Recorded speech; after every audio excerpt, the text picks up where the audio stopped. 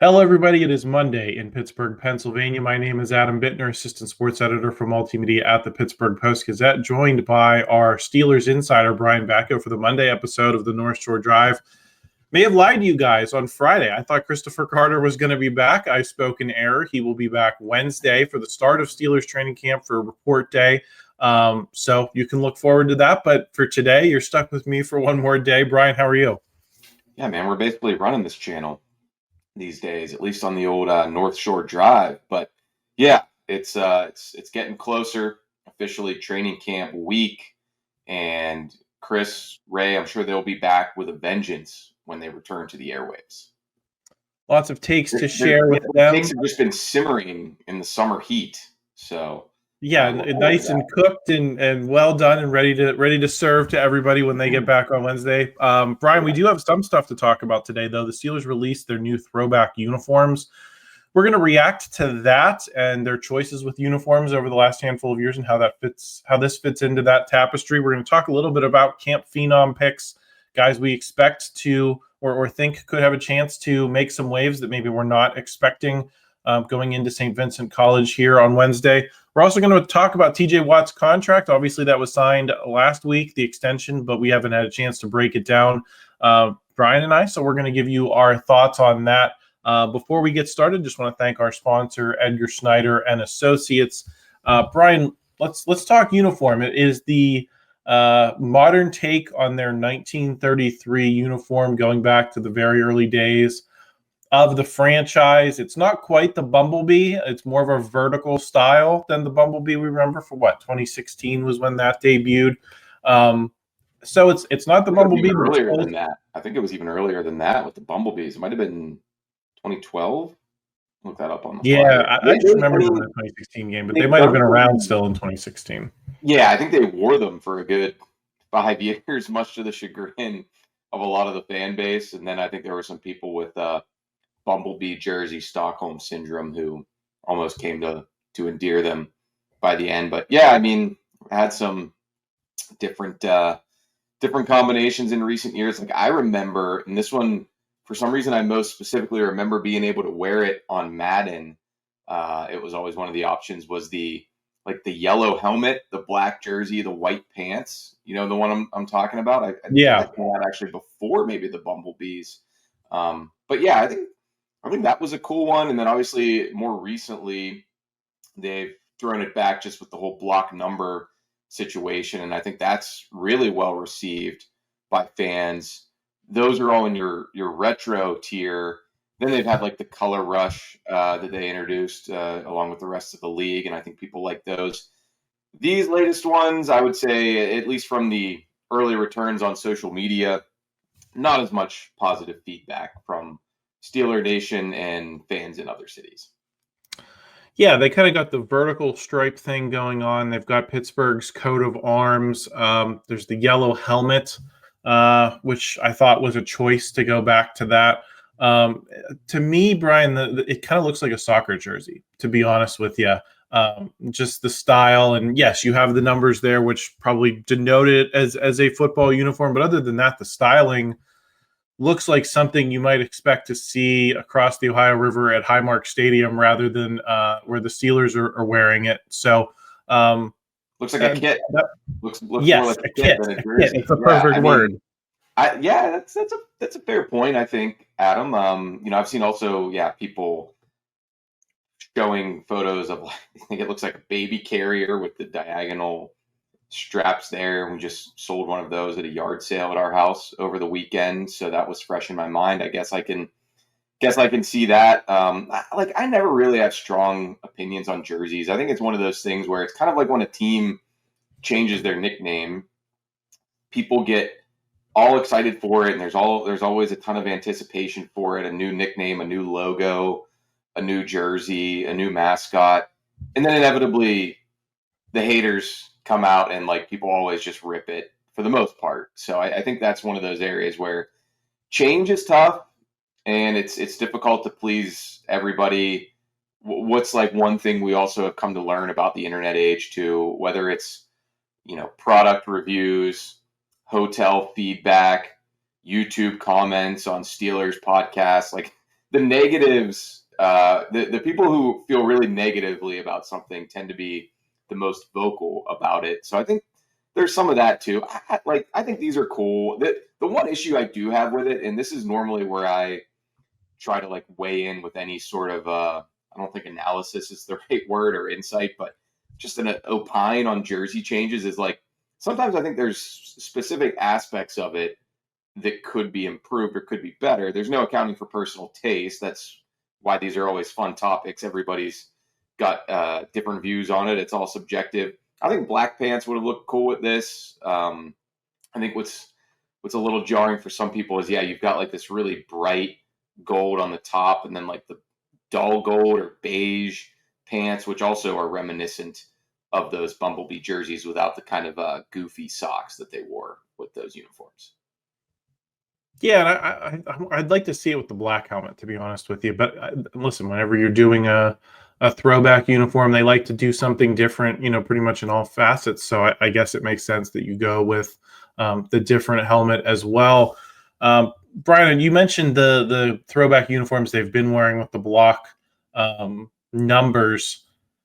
Is there any chance we ever see the Steelers just say, this is no longer a throwback, this is just what we're going to go back to, kind of like with Pitt? Like, people wanted them to go back to the script Pitt, and it wasn't a throwback. It just came back and it stayed. The numbers that they have on the uniforms now are so 90s, such a 90s font. I don't get the attachment to that still. It's 30 years, and change since 1990, and it just feels like you could go back to the block as a regular thing, as maybe a compromise for bringing in these other throwback uniforms. Yeah, I don't know if it's just kind of an attachment to the more modern style, and obviously they had some really good runs in those jerseys too. Won a couple Super Bowls in the the new age Steelers numbers. But yeah, maybe it's also an aspect of you kind of keep people engaged, and there's a certain excitement boost when you do wear the block numbers. I think the most memorable, at least for me, was the Immaculate Reception 50th anniversary, obviously, which ended up being a couple of days after Franco Harris died, and that was a pretty special time to wear those and win in those against the Raiders at home. So yeah, I mean, I think that is a comment I get a lot from readers is, why don't they go to that full time? And I don't know, maybe the Steelers just feel like that era is that era, and sure, every once in a while you bring it back up for special occasions, but otherwise they've moved into a new era. But everything's cyclical, so I don't know where that'll all lead eventually.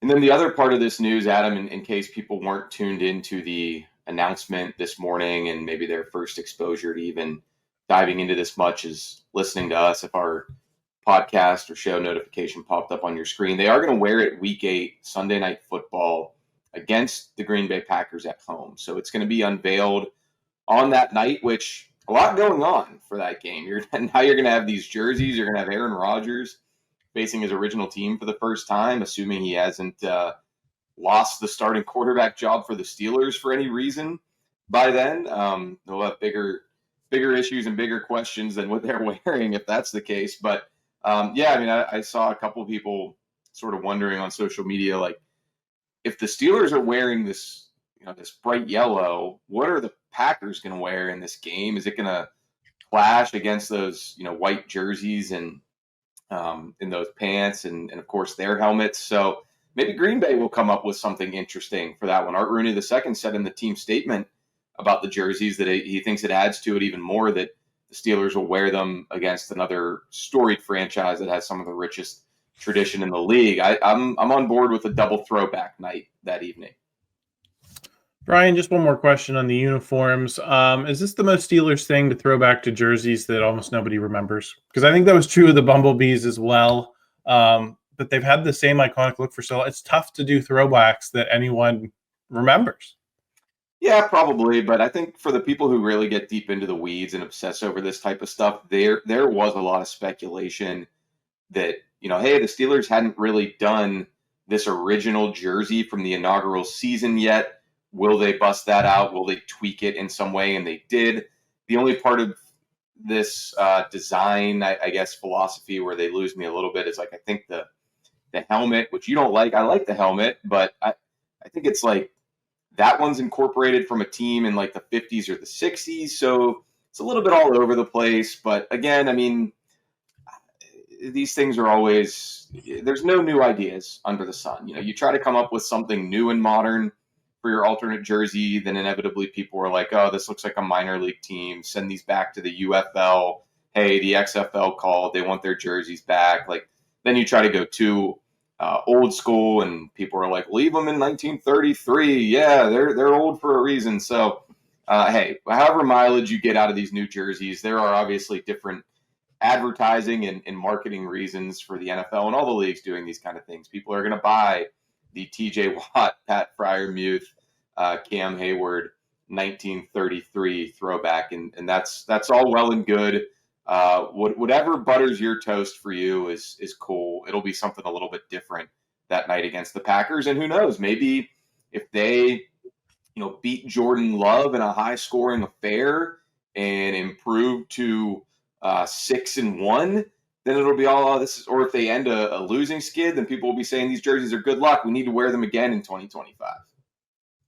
Yeah, it's all circumstantial, Brian. We're going to get into some training camp topics here as our last North Shore Drive episode before report day.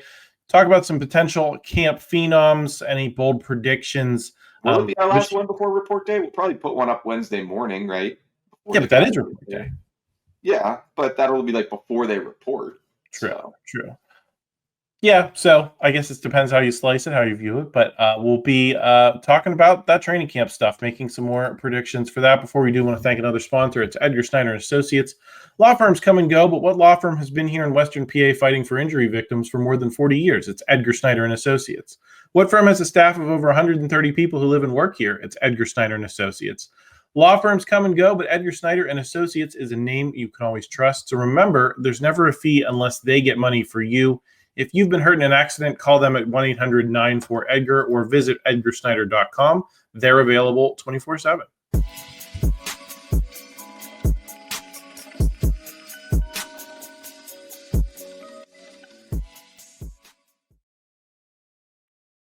We are back, second segment here on the North Shore Drive podcast. I'm Adam Bittner in for Christopher Carter, talking about training camp with Brian Batko. Let's start with Camp Phenom picks, Brian. I think there's a lot of different directions we could go. We're going to do two divisions of Camp Phenom picks here. Number one, guys who are expected, on the projected 53-man roster. Who of those guys is going to most excel? And then maybe who's someone completely off the radar in that undrafted or free agent category that was ostensibly brought in to be, kind of a guy that's just there for camp, but may be able to impress the coaches and work his way onto this roster. Let's start with the guys who are on the active roster. Okay. I've got one maybe a little bit out of left field, but I just think this is someone who's going to make a lot of catches. It's going to make a lot of kind of ooh and ah type of jukes in the open field. I'm going with Kenneth Gainwell, sort of the nominal RB3, but he could end up carving out a little bit bigger role than that. I think he's almost sort of a Dion Lewis-esque in Arthur Smith's offense. If you remember, Dion Lewis had a really good season in Tennessee one year, hailed a pit, of course. But there's a niche to be carved out there, and Kenneth Gainwell, he's new. There will be a lot of spotlight on the rookie Caleb Johnson, but I think Kenneth Gainwell is going to be, sort of half tailback, half wide receiver, slot receiver in what he's doing in this offense. And he's short, he's shifty, he's quick. Those players tend to make people miss and create some highlight reel type of plays in these settings. Yeah, I feel like the Camp Phenom pick, for a lot of people, almost always has to be a running back, receiver, or a linebacker. Yeah, it's like the nature of creating camp. They're going to make spectacular catches that some fan films from the 7th row of the bleachers at Saint Vincent, and they're like, oh, my God, Rock Taylor, one-handed grab in the end zone. Now, DK Metcalf might be doing his share of that, but, yeah, it's so much easier to stand out. I don't think, Steelers, I think, and our viewers and listeners, we have some of the more knowledgeable football fans around, but I don't know if, Joe from Blawnox is going to be up on the hill at Rooney Field being like, look at that pancake by Mason McCormick there in the inside run drill. Yeah, I'm gonna pick Jack Sawyer for that reason, just because I think he's got the highest percentage chance to like make a couple stick tackles that get people going. Ooh, that's that sound. Yep. The pads hitting pads. So um, I think that's the easy one. I think he's going to get a couple guys during camp, and that's going to stick out for a lot of people. So I'm going to make the easy one there. I took a little flack for picking him in my draft in the comments on Brian when we did our Friday show. But you know what? Like I said, I think it's hard for offensive linemen, defensive linemen, sometimes even the guys in the secondary to stick out unless they're making, a bunch of interceptions, that type of thing. So I feel pretty good about picking a linebacker there. Brian, let's get to the non-roster guys, the guys who are probably, just on deals for the month here and see if they can stick. Who are you looking at? And then I'll make my pick as well. So I went offense for the first. I'm going to flip to the other side of the ball for this one so I can also cover my bases, offense, defense.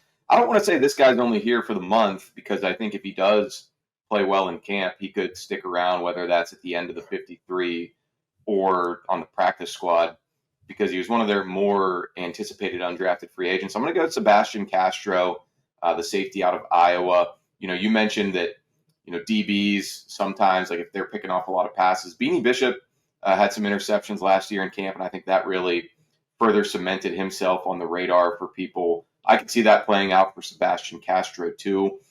I know that sometimes it gets thrown out there like, hey, can he be the sort of Minka Fitzpatrick stand-in at deep safety instead of Juan Thornhill? I don't think that's Sebastian Castro's game, but I think if he works his way up into the mix as a specialty sub-package defender, like that's the area where he could prove his worth, and making plays and showing up in the hot, chippy atmosphere in Latrobe. That could be a ticket that sort of turns him into a fan favorite right away, because he does throw his body around. He plays with reckless abandon. He also might have some of those big hits that if someone films it illegally, of course, from the stands, then he'll get some run with that. I'm going to go with Ben Sauls, the kicker. It's easy to watch kickers. Number 29 and number 29 here. Yes, it's easy to see. It's easy to know whether kickers are doing well or not at training camp, because they either make it or they don't. Had a very nice career at Pitt. I don't think he's going to displace Chris Boswell. I think that would be a pretty heavy lift, but listen, he might put on a show, and if something happens to old Boz, maybe you see a mid-season addition there, and an important one. Anytime the kicker goes down, Brian, you have to bring in someone new. You have to bring in someone you can rely on. So even if it seems like, this guy's not going to make the team, now if he makes a positive impression, and the Steelers lose that kind of weapon in Chris Boswell, it could end up mattering a lot who they got extra eyes on in August.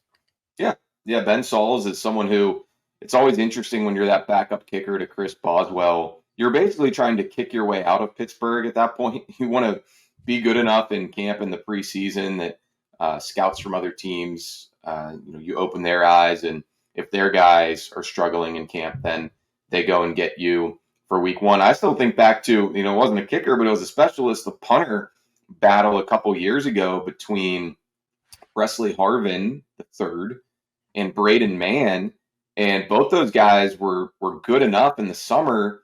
And I just remember all of our roster projections getting thrown out a fifth-story window because the Steelers kept both punters on cutdown day, clearly trying to deal one of them.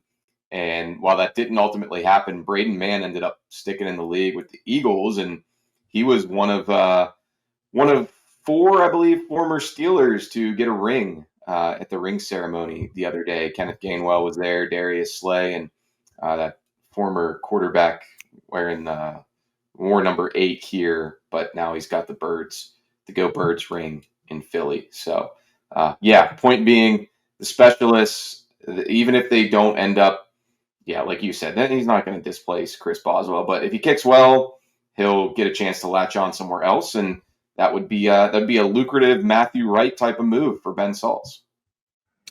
Brian, are there any bold predictions you'd like to make for training camp that are not necessarily roster related? They could be. It could be someone making the team, someone not. It could be just developments that we see on the field, guys, coming in looking good. guys who are under pressure and maybe wilt a little bit in the hot Latrobe sun. What's your bold prediction there? Ooh, bold prediction for camp. Yeah, I guess not. I mean, nobody would really want to hear anything particularly negative, I suppose, on that front. Let's see. Take a little spin through the roster. I'm gonna say, Connor Heyward, I think, will keep himself at least on the fringes of the conversation there to be the fourth tight end. We talked about him a little bit last week on the shows. He always does seem to sort of rise up in this environment, in the practice environment. Needs to do it, in the game environment for sure. Let's see. Will Howard is. How about this?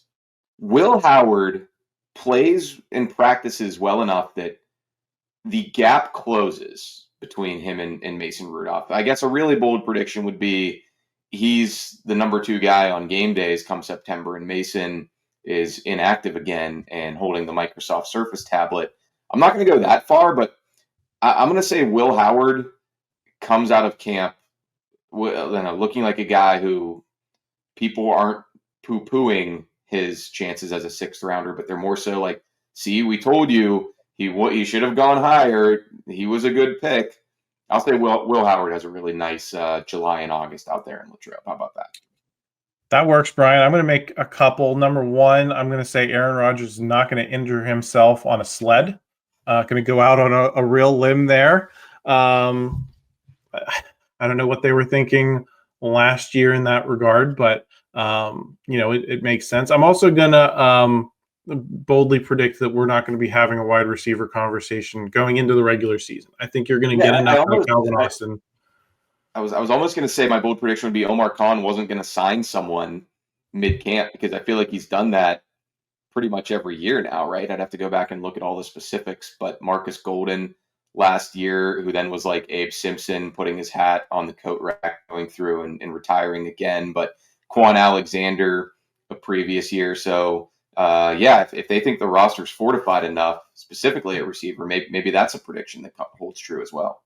I could still see them adding a safety if the right guy's there, if the price is right. So I'm not going to say they won't sign a safety, but I do think that you're going to see enough from the receivers. They're going to feel good enough about them that you're not going to see. I think there was a national guy that said this weekend, Amari Cooper to Pittsburgh is just such an obvious move. I'm not quite there yet. I'm not saying it's not going to happen, can't imagine it happening, but I would be surprised if they don't try to take the route that they took last year of, let's give these guys we have a chance, especially if Roman Wilson can stay healthy, to kind of prove their worth, and then address it at the trade deadline with a Mike Williams type if that's the route you decide to go. But I think at least in terms of camp, they're going to give these guys every chance, and they're going to be somewhat equal to that task.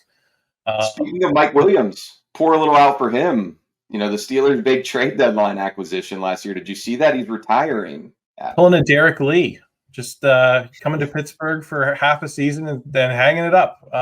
He gave the Steelers, he gave the Steelers some good reps when he got the chance. They just weren't real interested in utilizing him much or trying to plug and play him as wide receiver 2 last year, when I thought there was, ample reason to sort of vault him ahead of Van Jefferson. But I think, even at the time, I feel like Mike Tomlin downplayed that acquisition somewhat last year at the deadline. And now, 6 months later, or a little bit more than 6 months later, he's just out of football. I assume he still had some lingering health stuff. But I thought that was all cleared up and taken care of going back to LA to reunite with the Chargers. But I guess it isn't. So Mike Williams is no more. I guess the last final highlight of his NFL career is that big catch against the Commanders down in Landover, Maryland. Yeah, still 30. I'd be curious if he just doesn't take a year off and maybe try to make a comeback. But if this is it for him, that's at least a good memory Steelers fans will have of him. Brian, let's wrap up the segment on this. Which unit do you think is going to be further ahead? Will it be the offense or the defense? I'm going to say defense because the TJ Watt drama has been resolved. You have that continuity with him, Alex Highsmith. I think there's more continuity on defense than there is on offense, which isn't to say that you're not having to incorporate new pieces as well. But I think at least early on, you're going to see more from the defense than the offense. Yeah, it's tough to gauge sometimes too, right? Because offensive player can quote unquote run through a tackle in training camp where you're really not allowed to bring the guy down. And if you've ever been out there watching, I know we've had a lot of like my mailbag emailers and podcast listeners saying this is going to be their first year coming to camp. Recommendations, suggestions, stuff to watch for, whatever. Whenever they do the live drills, especially 7 shots from the 2-yard line, there's always a lot of healthy debate between, okay, would we have stopped you on that, or should that be rolled a touchdown? I think Aaron Rodgers will be relishing some of that competitive environment too, and it'll be interesting if he can sort of pick apart a defense that is still retooling a bit on the back end for sure, and can he find some mismatches? Can he exploit some communication errors or coverage lapses? Maybe that'll go a long way toward, the unit on paper that should be behind, but perhaps they'll have an advantage with the old number 8 in there. It'll be interesting to watch that play out. Brian, we're going to talk TJ Watt on the other side of this break. Before we do, want to thank another sponsor. It's UFC Gym. Looking for a way to challenge your mind or challenge your body and sharpen your mind? Step into something more than just a workout. Welcome to the brand new Brazilian Jiu-Jitsu Academy at UFC Gym. Here, it's not about training. It's about living the values of honor, discipline, and respect. Whether you're a total beginner or leveling up your skills, you'll be guided through a structured program led by a 3rd-degree black belt that builds confidence, strength, flexibility, and real technique. Head down to UFC Gym at the Waterfront or Market Square to learn about the exclusive 3-month introductory package today.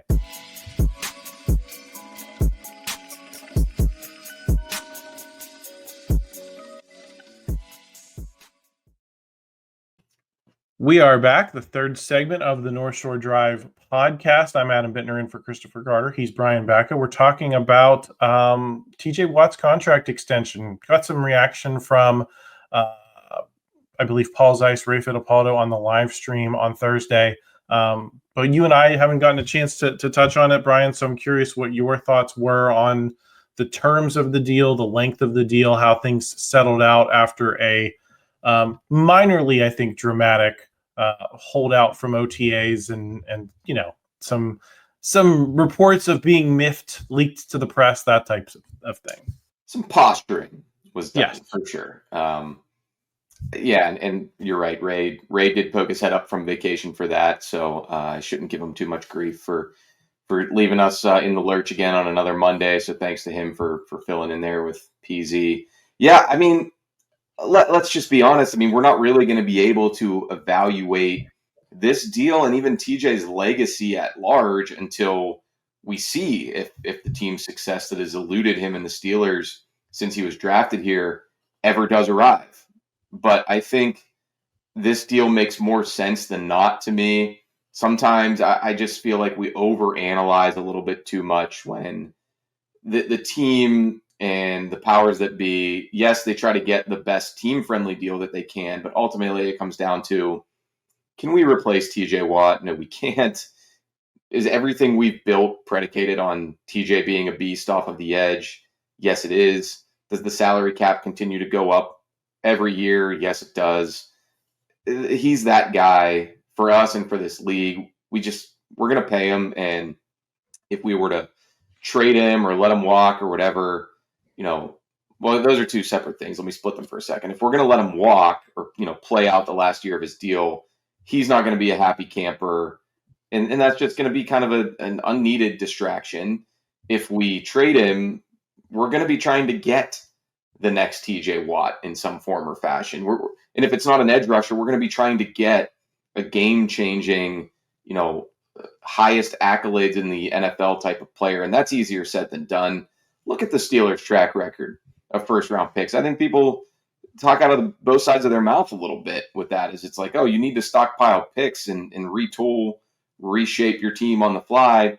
But then they'll also say how it's been such a crapshoot with guys like Terrell Edmonds, Kenny Pickett, Najee Harris, jury's still out on Broderick Jones. So you have a sure thing essentially in Watt. And, as much as he tailed off a little at the end of last season, I think sometimes we almost age these guys too quickly. He's 30. Yes, he'll be 31 in a couple months, or in a few months. It's not like he's 33 or 34 already. That's what he'll be at the end of this deal.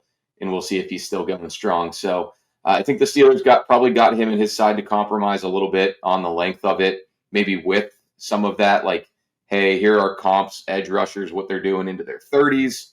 We're just saying we have some hesitation about that. It's nothing against you personally, but we still think you are visiting from another planet right now, and that's why we're going to give you money from another planet for right now. So let's find that common ground. And ultimately they did. And the other point I wanted to make on this, Adam, and I wrote about this a little in yesterday's story, either because of luck or the Steelers acting more decisively on it, this is now 3 years in a row that they don't have any of these hold-in issues during camp. Last year, we weren't sure if Cam Heyward was going to, but we found out very quickly on day one of practice he wasn't going that route, nor did Pat Freiermuth. The year before that, they took care of Alex Highsmith around a similar time, right before camp began. So I think I go back to that 2022 summer where Deontay Johnson was just working off to the side, stretching out his hamstrings. And a lot of Steelers fans, I think rightfully so, are like, are we going to be doing this every year now? Every year, the guy who's in the last year of his deal is just going to chill until the Steelers do business with him. Maybe they finally put that toothpaste back in the tube. And with TJ, I mean, it does set a standard and an example now of, we'll take care of you early too. Or if you're Cam Heyward and Pat Freiermuth and, you do the quote unquote right thing and don't make a fuss about it, we'll take care of you when the time comes as well. So whether it was coincidental or whether they've really made a concerted effort to avoid that trend, this is 3 years in a row now of nobody working off to the side while the quote unquote business aspect of football plays out.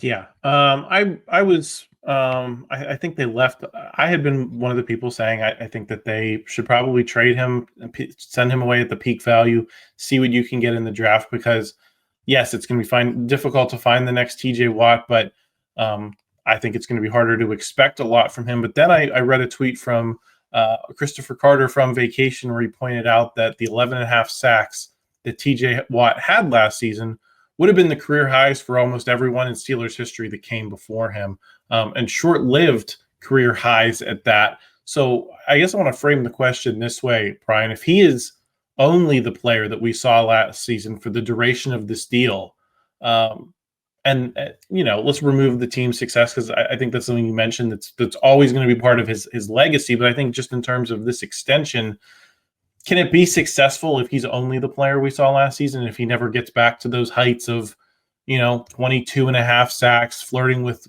league records, and, being that level of dominant force that he was at his peak? Well, yeah, I mean, he certainly set a high bar for himself, right? I think it can be if his presence is really continuing to elevate people around him. Like, I was having this conversation with, just a friend the other day talking about the deal. And, you look at the guys who played opposite TJ and how they blow up once they get around him. Bud Dupree, Alex Highsmith. I think when you're having that effect on other players, then yeah, you're sort of a force multiplier for your defense. Even when you do play a position that I've used this phrase before, is like that edge rusher spot. I mean, it is almost like an independent contractor. You're just out there to kind of win your one-on-one, or in his case, try to win against a double team, getting multiple hands on you, chips and stuff. But he finds a way to do more than just rush the passer because of how much attention needs to be paid to him. And we see him drop in coverage too. I mean, interceptions to his name. He's really all over the place, and maybe he'll have to change his style of play a little bit. Maybe you'll see less of that prowling TJ Watt who's picking off Joe Burrow and running back interceptions.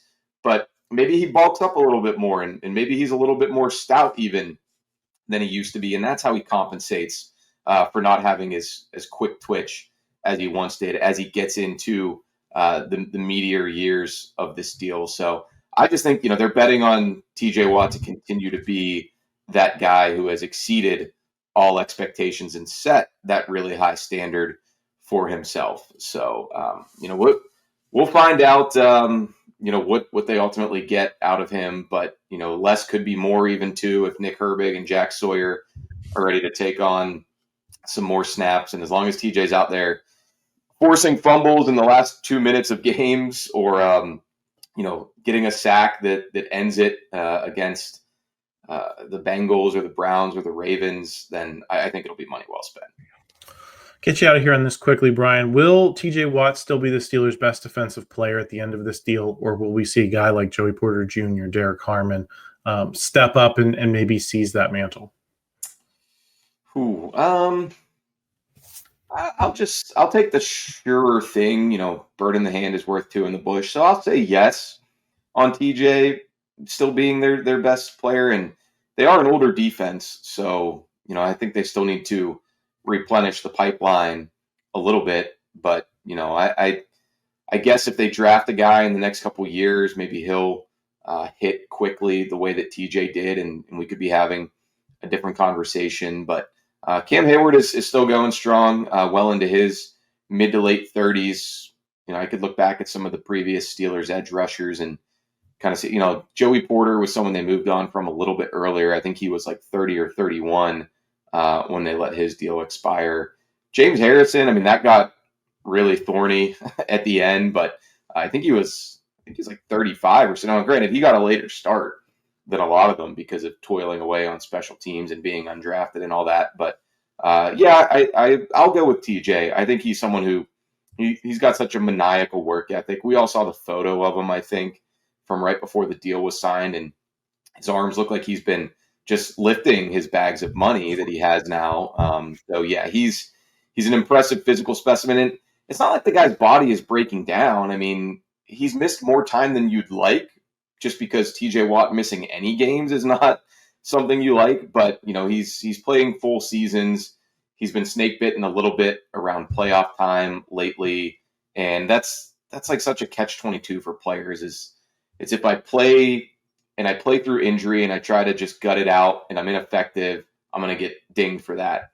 If I sit out because I can't play through this injury, I'm going to get dinged for that. So you want him to be healthy, but I still think he's by and large been pretty durable. The really only massive amount of time he missed was that 2022 season with the torn pec, and even after that, he's still returned and had really good games, really good stretches. So I stamp with approval this deal for the Steelers, but I'm not gonna just hot take you and say I can't see the other side of it as well. We'll be keeping an eye on that, how that plays out. Brian, thank you for joining me today. We'll be back later in the week with a lot more training camp action, so make sure you're subscribed to the channel. Please like this video if you enjoyed it. Help us out in the YouTube algorithm. We always appreciate that. And we will talk to you again real soon. Thank you for tuning in to another episode of the North Shore Drive podcast from the Pittsburgh Post-Gazette. If you watch this video on YouTube, please like the video and subscribe to our channel. For all the sports coverage from the Post-Gazette that we have to offer, visit post-gazette.com.